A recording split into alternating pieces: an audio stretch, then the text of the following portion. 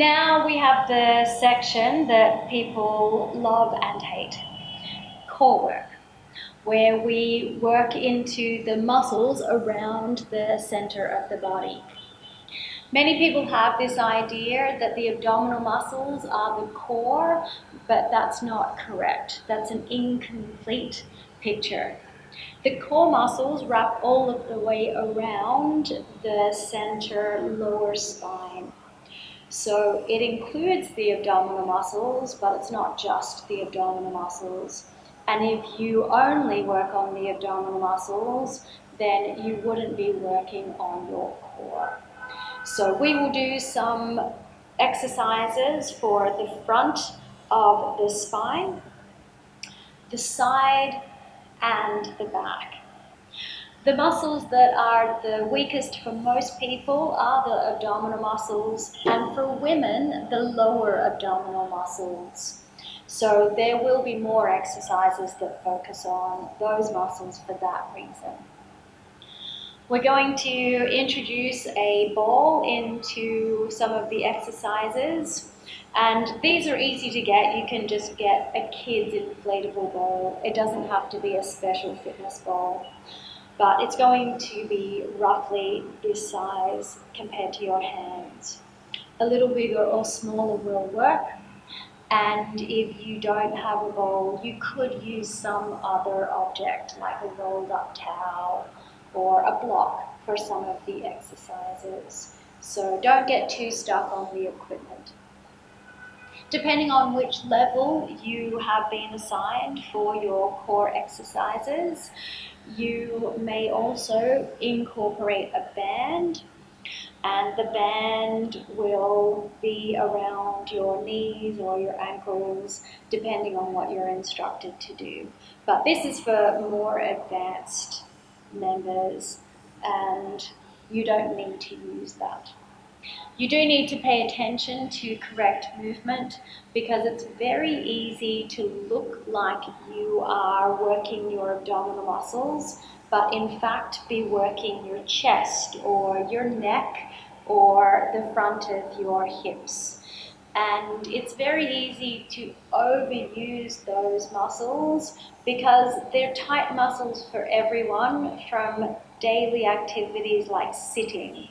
You can imagine the muscles at the front of the shoulders and hips are already tight. So then when you exercise, they have a habit of kicking in and trying to do all of the work for the abdominal muscles. Do not let that happen. It's very important that you pay attention to this area and use these muscles as much as you can. One of the things that will help is if you pay attention to breathing and breathe slow and deep, and notice that when you exhale deeply, the muscles in your abdomen are already tightening. They're contracting to push the air out of your lungs. So when you're trying to work these muscles more, then you can do that part of the exercise with an exhale. For example, when you do a stomach crunch or an abdominal curl or a roll up, the movement that is shortening and tightening the front of the spine is the abdominal muscles working. So you could do that part of the movement with an exhale, and that can help keep the work in the correct muscles. Okay, let's look at a couple of the movements where there are common mistakes. We're going to start with a basic abdominal curl. You lay on your back, bend your knees. Good. And it's a simple movement of flexing your spine. The problem is many people do too much of that from the neck, and it ends up tightening the muscles around the shoulders. So if you notice neck pain from abdominal exercises, it probably means that you're not using the abdominal muscles and you're trying to use your chest and your neck too much. Bring the awareness down to the center and think about bringing your ribs and your pelvis closer together, shortening these muscles. When you do an abdominal curl, the idea is to get your shoulder blades, which are these bones at the back,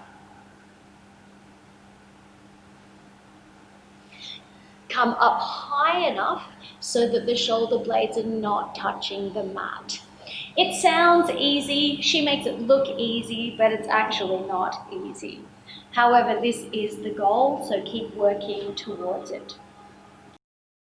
Also notice things like when you take your arms back over your head, if you are very flexible in your shoulders, then your arms will easily go down to the ground, but then the chest and ribs pop up, and this does not allow for a stable center. So the movements where you take your arms back over your head, make sure that your arms stay just off the ground where you're controlling your shoulders.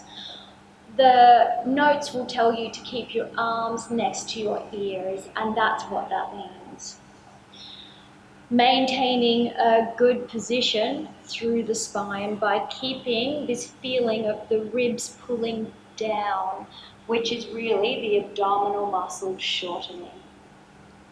Now we're going to look at one other important movement called a hollow body.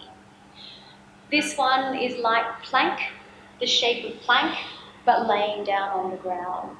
And it's used in a lot of fitness training. It's a movement that we use in sport and gymnastics. And if you can do a full hollow body position, it shows that you have some good stability through your body and through your spine. So we work towards this position, but the full position is very hard. Show us the full position with the arms back next to the ears. You'll notice that the spine is curled like a C shape. There's no space underneath the lower back, but the shoulder blades are off the ground. Butt and belly are tight, legs are together and straight. And there is a small amount of space between the feet and the ground. This is a full hollow body position, but it's very difficult to do properly. So we have many progressions. You'll be assigned the progression that's correct for you. The main thing is the position of your lower spine. For the hollow body, what we're looking for is just like plank.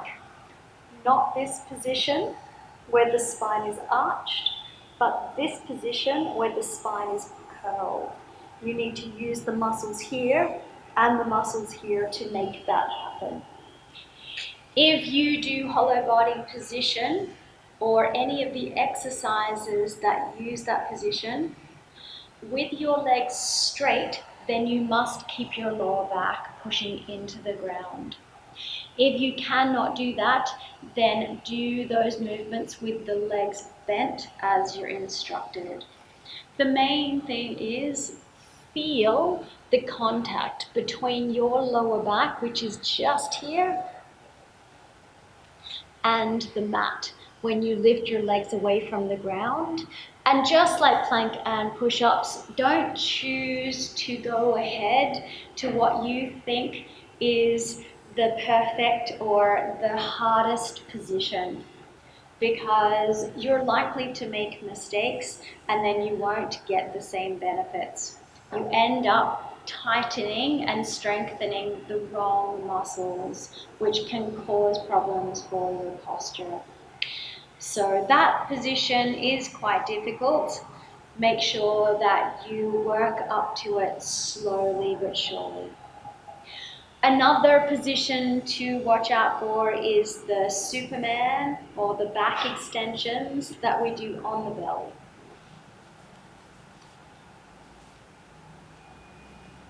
Just notice the difference between the back extension and the Superman. The back extension, the legs stay on the ground. You'll feel your feet in contact with the mat, and then the upper body lifts up. And this is to strengthen the muscles through the back with a focus on these core muscles. The Superman position lifts the upper body and the lower body. So you'll notice there's a difference. Still working these muscles, but also using these muscles, but they are different. Okay, also be careful with this position that you're not lifting primarily from your neck. It's very easy to lift your head and then think you're using the right muscles.